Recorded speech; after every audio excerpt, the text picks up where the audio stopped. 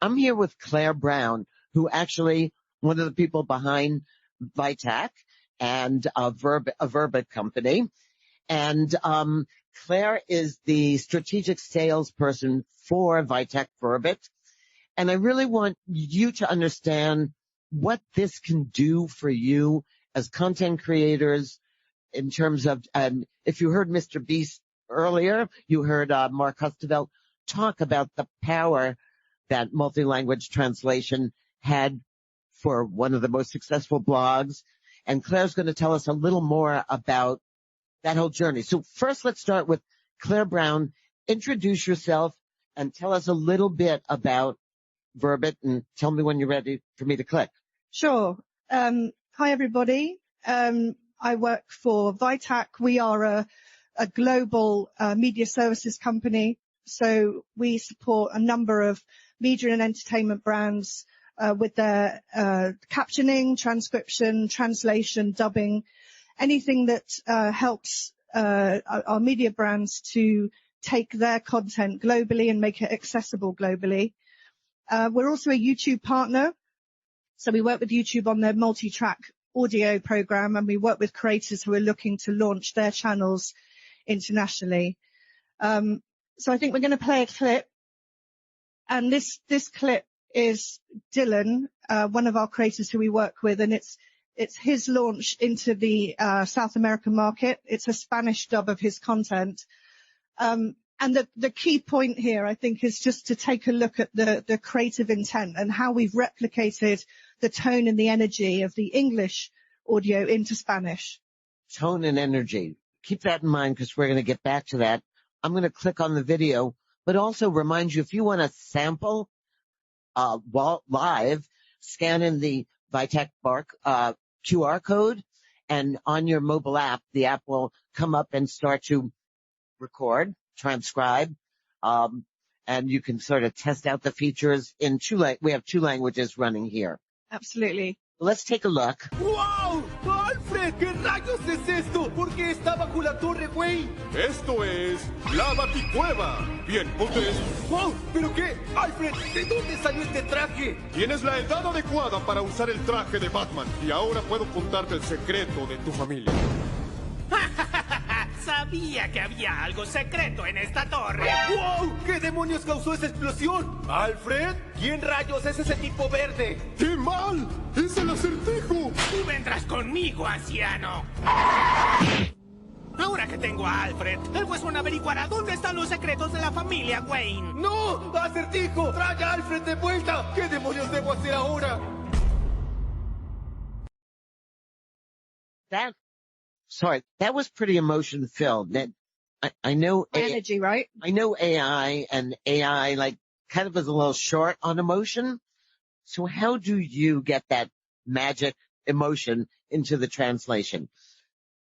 It's a really good question. I think it's important to understand that not all content is the same. So we approach each project in that way. Excuse me.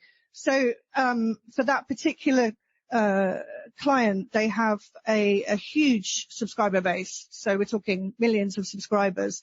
And it was really important for us to reflect the tone and energy of the original piece and launch them in these new markets with a really, credible and energetic channel.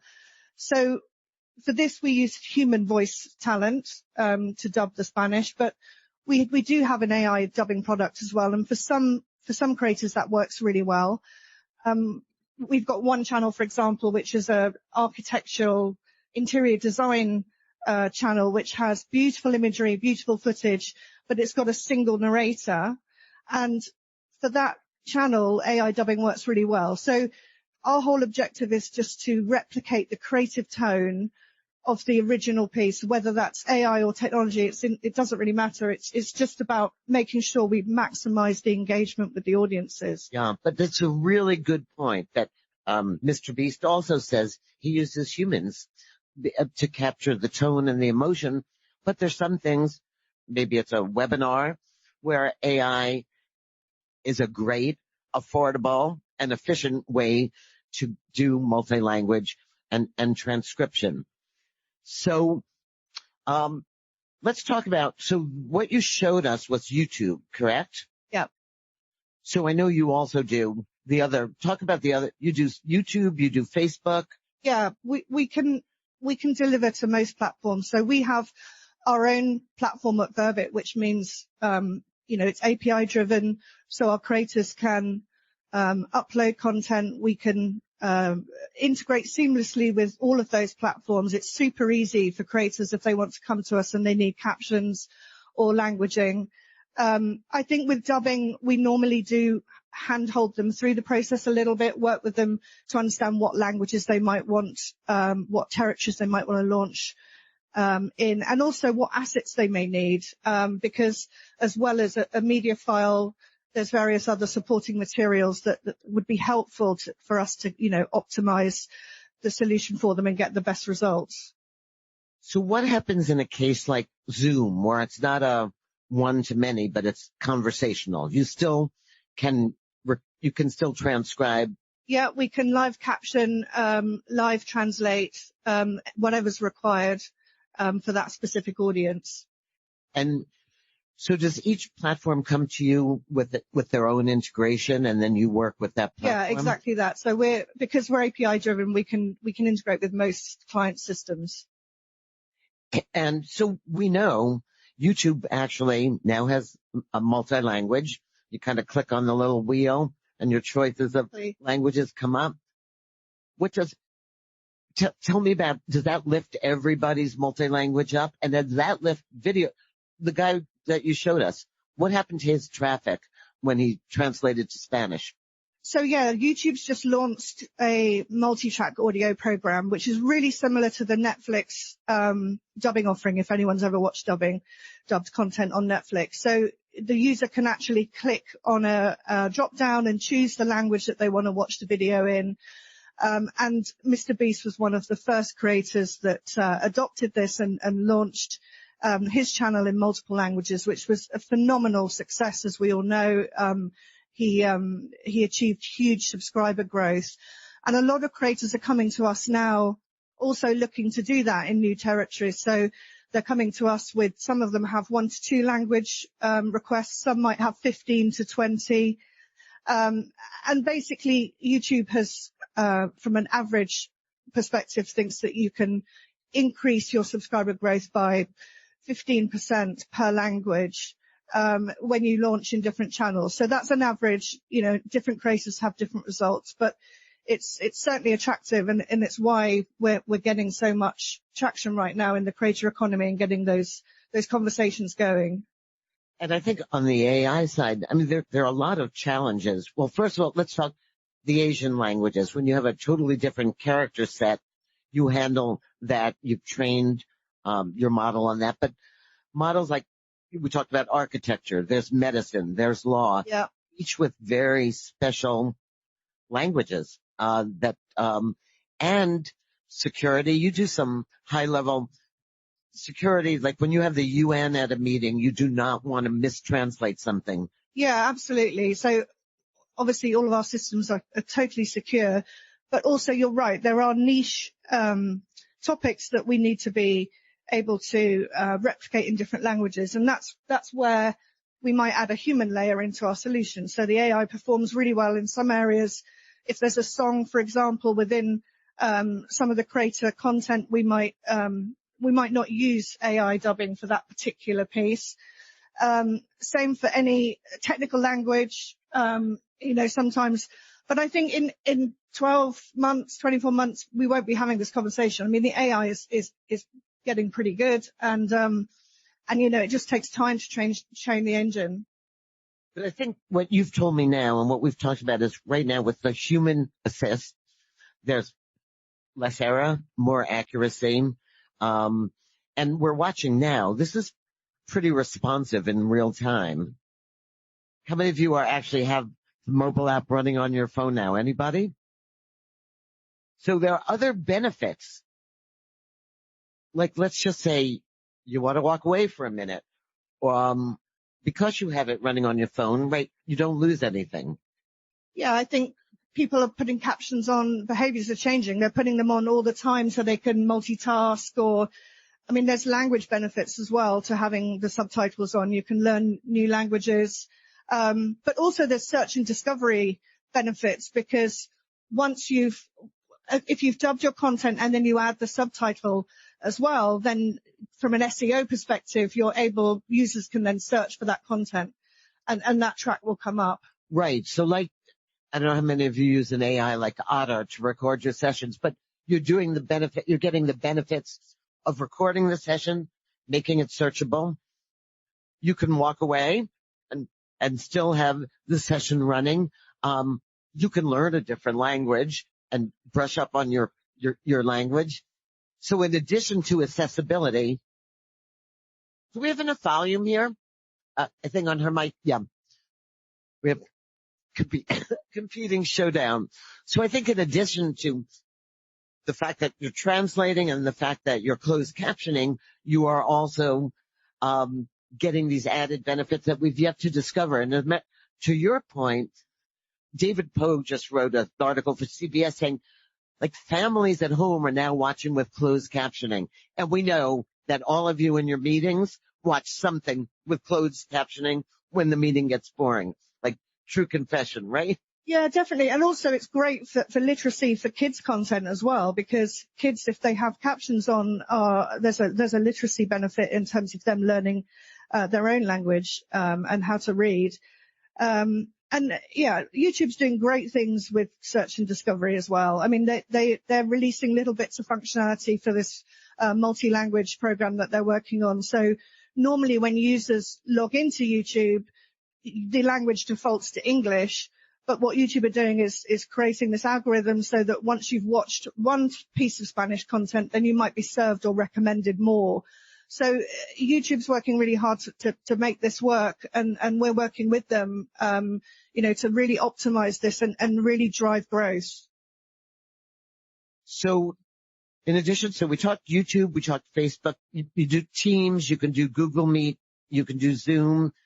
What happens as we get more immersive? Let's just say that Apple Vision Pro or the Oculus Quest, doesn't matter to you. You can still run. If there's an audio track, or an AV track, then yeah, we can translate, transcribe, caption, whatever's required. And we do that in so many different ways, on multiple platforms. And you're not doing any scene description yet. So, cough in the background, car, noise of car, hitting train. Like, are you doing any of that? We are actually for visually impaired viewers. So, on mainstream channels and networks, and on some, online platforms where we've got visually impaired viewers that need a description of what's going on in the video, then we have an audio description solution that describes, that for them. And that's actually a regulatory requirement within the US. Right. So you also have to be mindful of requirements internationally and in the U.S., privacy, security. I assume you're not gathering you are gathering data, but aggregate data, right? Yeah, we handle client content, which is some of it's pre-release. I mean, we have to be very secure. We have to be mindful of what we're transcribing and translating, and we have the right systems and measures in place to make sure that that's protected. Whether it's a theatrical piece that's pre-release or whether it's an interview with somebody that, it's got confidential or privacy issues related to that interview. So here's the big question. Can we afford this? So we work with the creators to basically give them the biggest ROI. And YouTube will recommend, for channels that creators might dub 80% of their archive. So we say a little bit less, but all of that content should be dubbed and then published at the same time. And we'll offer an AI solution where possible. We're expecting to see, 15% increase in subscribers as a result of that. So we work with them on their business models. Right. And also we work with them on the languages that deliver the best return. So right now we're getting a lot of requests in Spanish, Portuguese, Korean and English, and those languages produce the highest ROI at the moment. So I guess the advice to creators would be, start with AI because it's more affordable. Yeah. Start with one language that you think your content resonates best with. And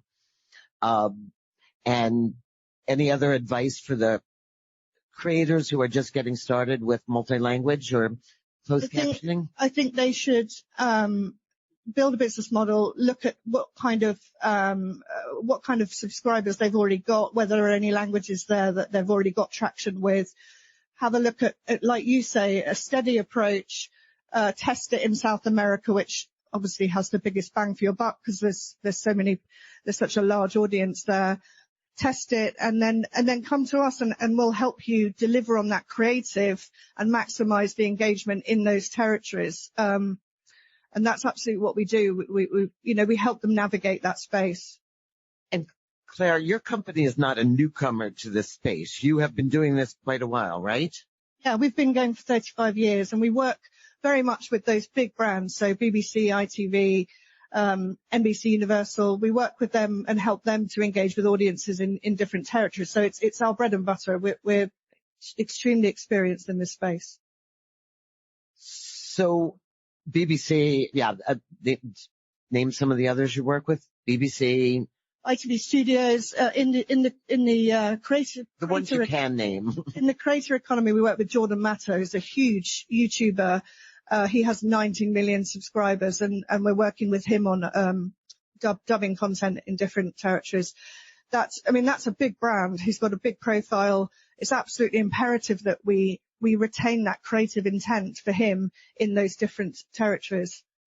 Yeah, and I think, as creators look to monetize, this is one of the first areas that they look at because it's a light lift with something like VITAC. So can we ask the audience, are anybody using any closed captioning, multi-language transcription in your daily? I'm gonna come out and I think maybe Claire has.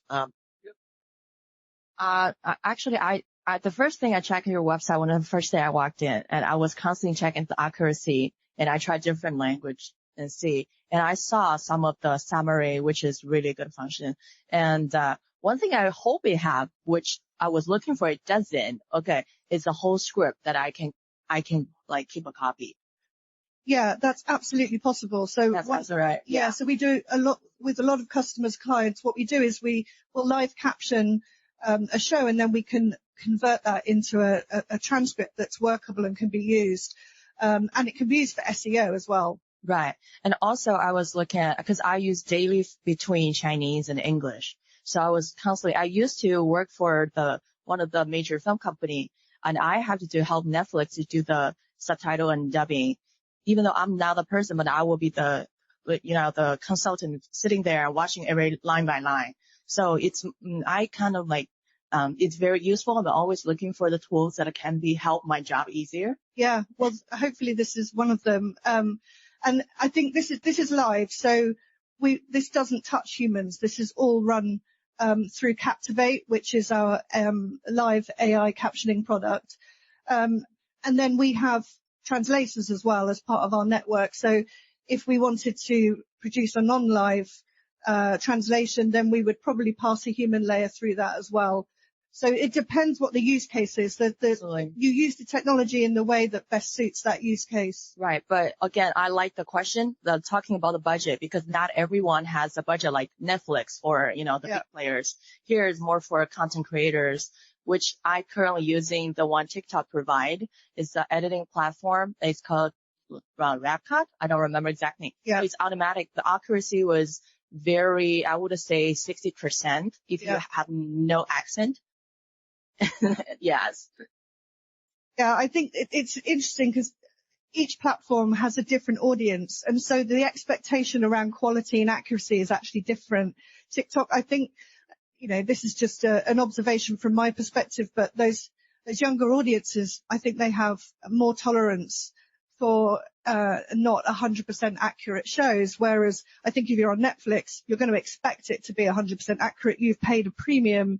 to subscribe to that platform and you're watching premium content. So I think every platform is different. No content is the same.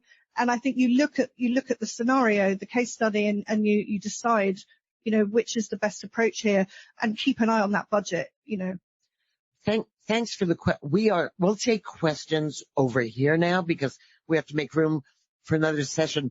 But please, this has helped us just running the show. We're so proud to have VITAC powering multi-language and closed captioning. And so thank you for your time. Claire Brown, thank you for your wisdom. Thank you for having me. Thank you for your question.